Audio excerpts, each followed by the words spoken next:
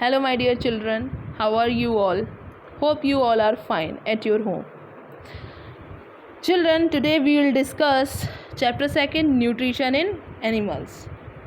Before we start our chapter, first we discuss about what is nutrition.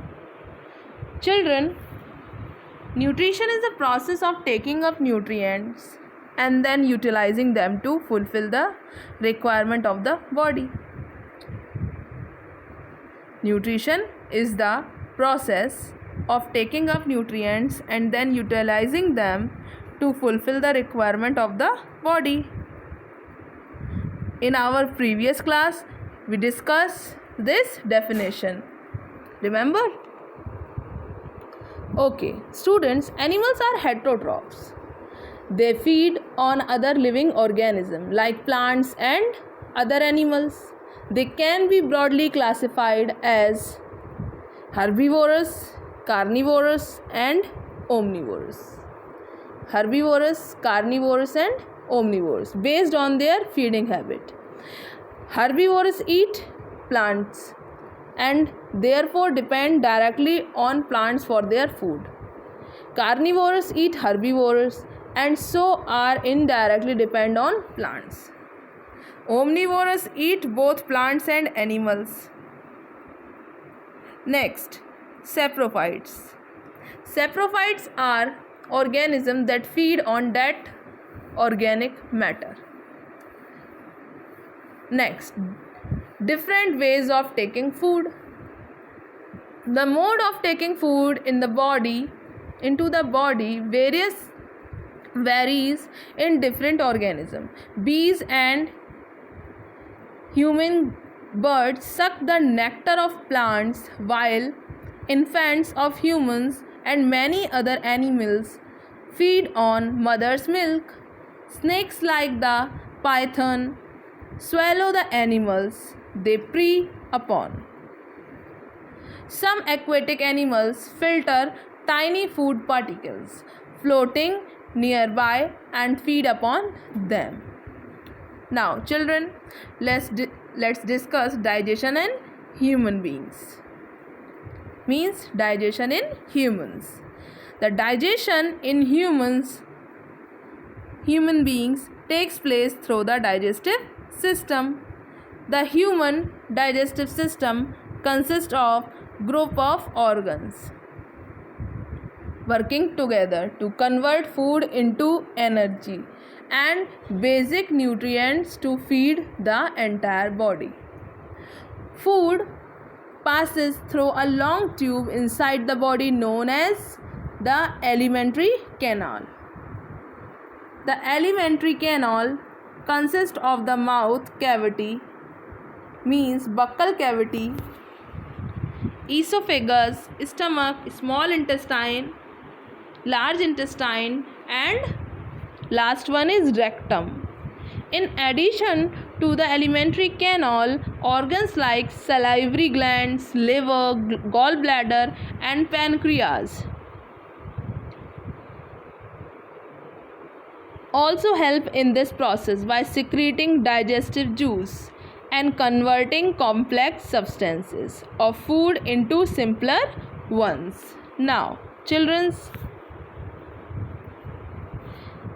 let's discuss mouth and buccal cavity. Most animals, including humans, take food inside their body through the mouth. The process of taking up food into the body is called ingestion. The process of taking food into the body is called ingestion.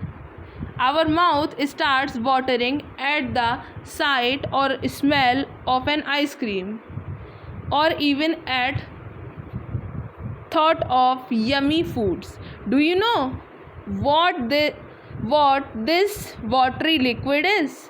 It is saliva. Yes, it is saliva. A digestive juice produced by the salivary glands present in our mouth underneath the back of our tongue. The teeth break down food into small pieces. This is called mastication. This is called mastication. The teeth break down food into smaller pieces. This is called mastication. The teeth. An adult human being has 32 teeth. Teeth vary in shape based on their functions. Look at your teeth and use your finger to feel their shapes. The teeth in the front called incisor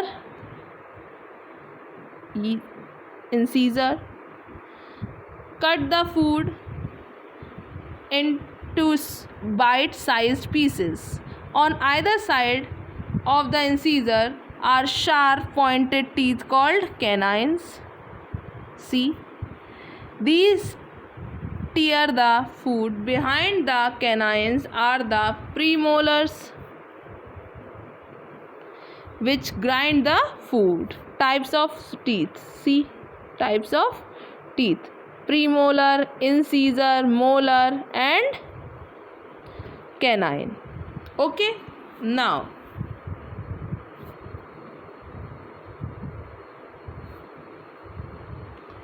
let's discuss about tongue. Functions of tongue. Tongue, a fleshy muscular organ, is attached at the back and free at the front. It can be moved in all directions. It performs the following function. Number 1, helps in mixing the chewed food with saliva. Number 2, helps in swallowing food. Number 3, helps to detect different tastes of food with the help of taste bud. Yes, taste bud present on the tongue can detect 4 basic tastes: salty, sour, sweet, and bitter.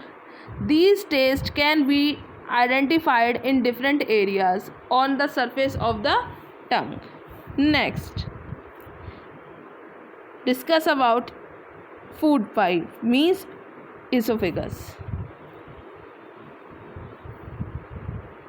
What is the function of esophagus? What is esophagus? Now, children,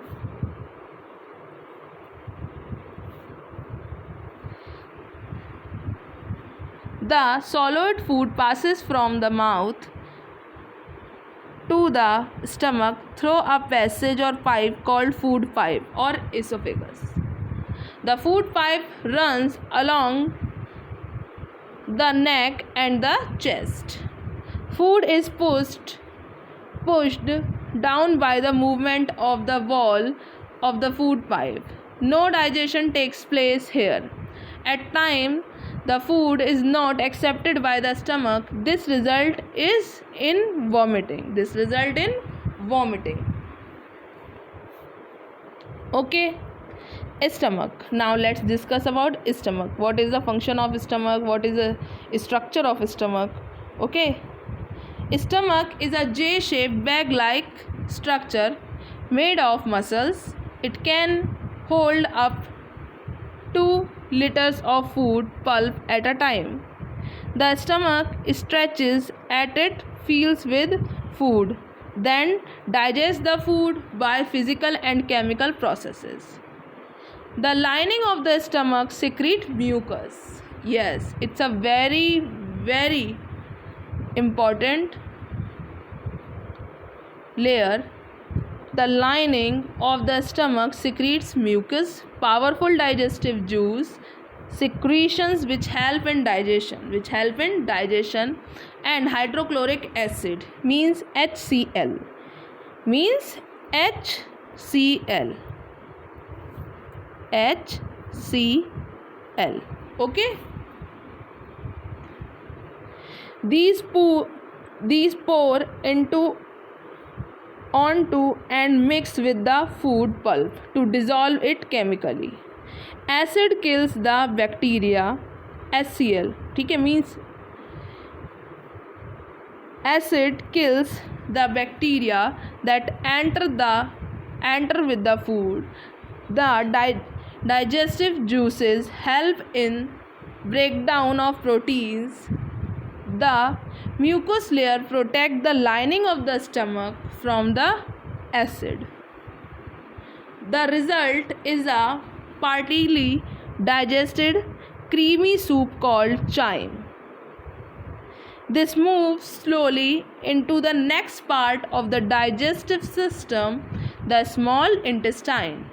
Next, let's discuss about small intestine.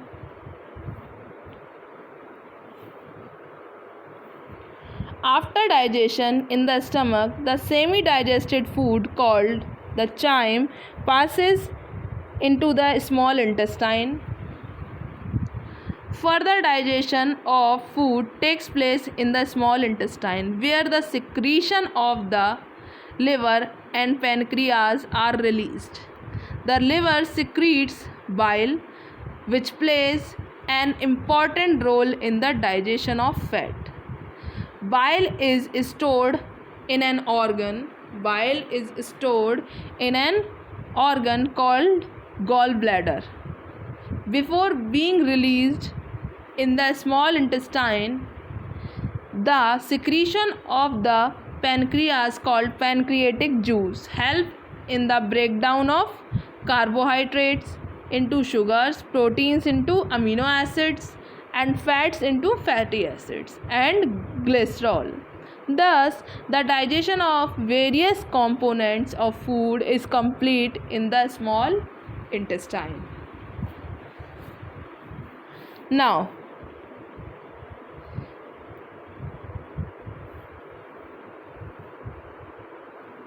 absorption.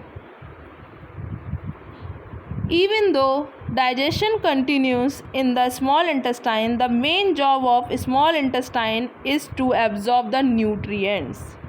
The lining of the small intestine has finger-like projection called villi, singular villus, that increase the surface area of the lining. This makes absorption more efficient. This make absorption of more efficient. Each villus has a network of fine blood vessels. Nutrients are absorbed into the blood present in these fine blood vessels. The chyme now passes into the large intestine, where only water and minerals remain to be absorbed. The nutrients that are absorbed in the blood are transported to the rest of the body. This is called assimilation. You can see the diagram of villi in small intestine. See? Okay. Now,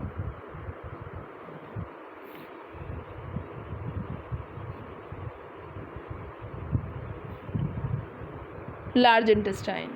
After all the useful and digestive nutrients have been absorbed during the digestive process, a mixture of water and indigestible waste such as the fiber remains. It helps in part of the large intestine known as the colon. The colon is primarily responsible for absorbing water and some remaining salts from this mixture. The remaining matter compact into a dense bundle known as feces and reaches the rectum. It is finally removed through the anus by the process called digestion. Process called egestion. It's process egestion. This marks the end of the digestive process and the digestive tract. To maintain a healthy digestive system, eat healthy diet and eat moderately, slowly and regularly. Now, children, digestion in grass-eating animals. Animals like the cow and the horse primarily depends on grass and plants materials. as their food grass. Animals like the cow and the horse primarily depend on grass and plants material as their food good source. These animals are called ruminants. Grass is rich in a carbohydrate called cellulose. Human beings cannot digest cellulose. The grass eating animals quickly swallow the grass and leafy materials called fodder and stored in a separate part of the stomach called rumen. In the rumen, food is partially digested. The partially digested food is called cud. When the animal is in resting condition, the cud is brought back to the mouth in small portions and chewed. The process of chewing the cud called rumination. Ruminants have a large structure called cecum between the small intestine and the large intestine. Now, let's discuss feeding and digestion in amoeba. Children, amoeba is a unicellular organism. Its body is made up of only one cell. It's a unicellular organism because its body is made up of only one cell. Amoeba changes its shape constantly. It engulfs tiny food particles using its false feet or pseudopodia. The pseudopodia joins together to form a small cavity called food vacuole. Once food gets trapped in food vacuole, the vacuole secretes digestive juices which help in the absorption and digestion of food. The undigested food is thrown out thereafter. So children, I am giving you some important definition of this chapter. Please complete this definition in your science notebook. Okay? Thank you and God bless you all.